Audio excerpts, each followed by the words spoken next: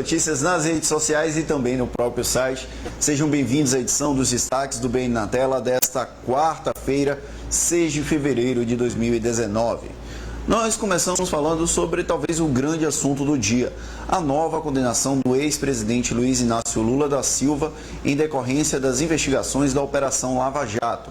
Dessa vez, o ex-presidente foi condenado a 12 anos e 11 meses de prisão pelo sítio de Atibaia, pelo caso do sítio de Atibaia. De acordo com a decisão da magistrada substituta, da juíza substituta Gabriela Hart, Lula recebeu vantagens indevidas da OAS e da Odebrecht com a reforma do sítio de Atibaia, que na verdade não é de propriedade do ex-presidente, é de propriedade da família Bittar.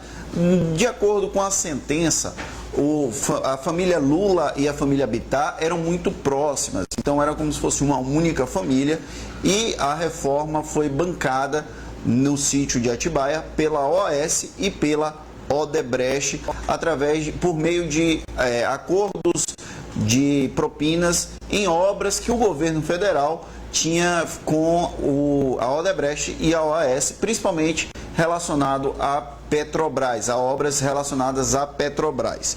Além da condenação a 12 anos e 11 meses de prisão, Lula ainda deve pagar 212 dias multa, o equivalente a R$423 mil. Além do ex-presidente, outras figuras também foram condenadas. No caso de Lula, ele foi condenado por corrupção ativa, corrupção passiva e lavagem de dinheiro. Lembrando que o imóvel não estava no nome da família Lula, porém era utilizado pela família Lula de acordo com a decisão, com a denúncia do Ministério Público Federal e com a decisão da juíza Gabriela Hart, que substituiu o Sérgio Moro a partir de novembro de 2018, quando o juiz pediu demissão da função pública de juiz federal para ser ministro da Saúde, de Segurança Pública e Justiça do governo de Jair Bolsonaro. Lembrando que esse caso não tem nada a ver com o caso do Triplex, que é o caso em que o ex-presidente cumpre pena desde abril de 2018 na Superintendência da Polícia Federal em Curitiba. No caso do Triplex do Guarujá, Lula foi condenado a 12 anos e 1 mês de prisão. Outro destaque desta quarta-feira vai para um caso envolvendo uma pessoa que é do espectro político completamente oposto ao do ex-presidente Luiz Inácio Lula da Silva. Envolve o senador Flávio Bolsonaro, do PSL do Rio de Janeiro. Hoje pela manhã circulou a informação que a Procuradoria Regional Eleitoral lá do Rio de Janeiro encaminhou um processo que investigava falsificação de documentos públicos em transações imobiliárias que foram consideradas suspeitas do senador Flávio Bolsonaro antes dele ser eleito senador no último mês de outubro. A Procuradoria Regional Eleitoral do Rio de Janeiro encaminhou lá para a Procuradoria-Geral da República para confirmar que se eles tinham ou não a prerrogativa para investigar o caso, já que Flávio Bolsonaro é senador e teria a prerrogativa de foro. A Procuradoria-Geral da República já devolveu o inquérito, já se encontra com a Procuradoria Regional Eleitoral do Rio de Janeiro, que deve seguir com a investigação. Flávio Bolsonaro já se manifestou, disse que é inocente, porém as investigações devem seguir. Outro assunto desta quarta-feira envolve outro parlamentar do PSL do Rio de Janeiro, o deputado federal Márcio Labre. Ele apresentou um projeto de lei na Câmara dos Deputados que propõe a extinção, a proibição da comercialização de métodos anticoncepcionais no Brasil, incluindo a pílula do dia seguinte, o DIU e outros métodos contraceptivos. Quase que não sai.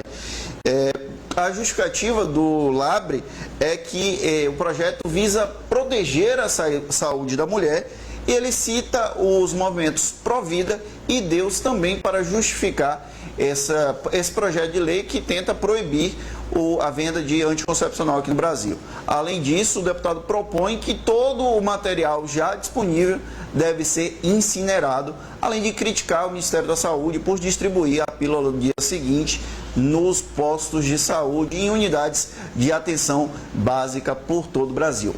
Polêmica à vista, Normalmente é isso que os deputados querem, né? Eles chamam a atenção com projetos polêmicos. Esse é o do Márcio Labre, do PSL do Rio de Janeiro.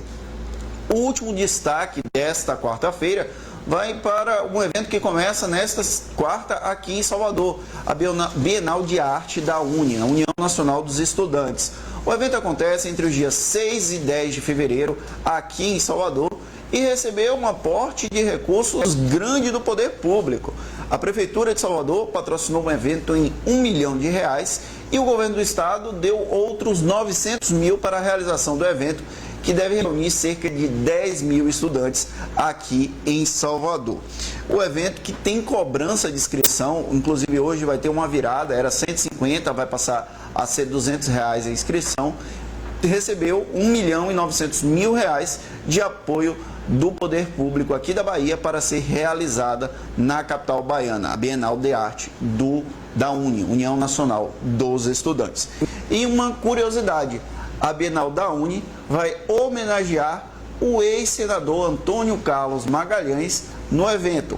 O prefeito de Salvador, neto do ex-senador falecido, vai receber a homenagem. Esses são os principais destaques desta quarta-feira. Agora a gente vai para a última parte do nosso live, quando a gente interage com os leitores. Para isso, a Priscila sempre nos ajudando.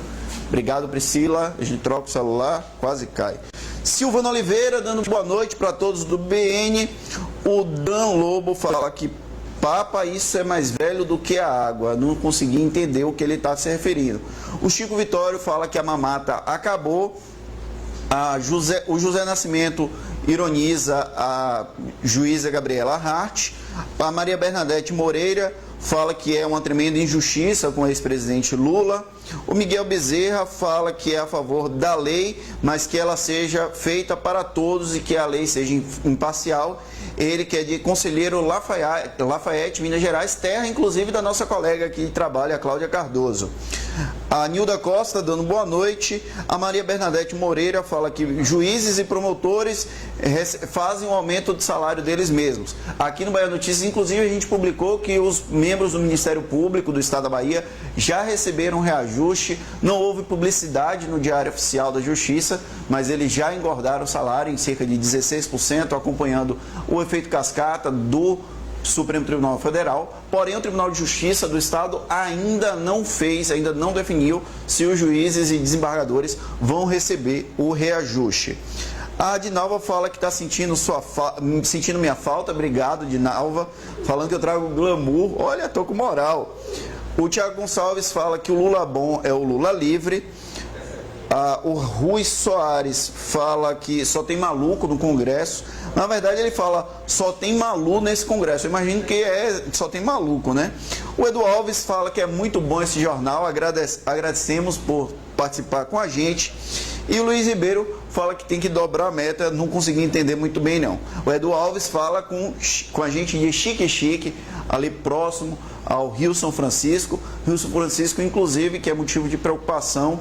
Os rejeitos da barragem de Brumadinho podem chegar nos próximos dias a represa de Três Marias, que vai dar na bacia do São Francisco. Então, a comunidade envolvida no Rio São Francisco em alerta.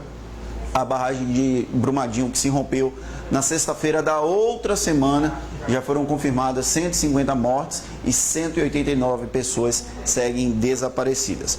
O BN na Tela volta nesta quinta-feira às 18 horas com as principais informações do dia, mas se você quiser continuar muito bem informado, saber tudo o que acontece em Salvador, na Bahia, no Brasil e no mundo, não deixe de acessar bahianoticias.com.br. Um abraço e até amanhã.